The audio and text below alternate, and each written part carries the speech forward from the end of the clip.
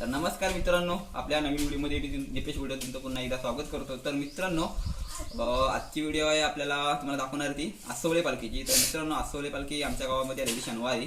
तर त्याची म्हणजे घरं घेतलेली म्हणजे असं व्हिडिओ काढली नाही, मंदिराच्या अंगणामध्ये म्हणजे त्यांचं जेवण होतं त्यांच्या खेळ्यांसाठी केलेलं। तर तिथे ते खेळ जेवल्यानंतर मग पालखी निघाली, त्यावेळी नाचवतात ना, तर ती पालखी नाचवते त्यांच्या अंगणामध्ये मंदिराच्या।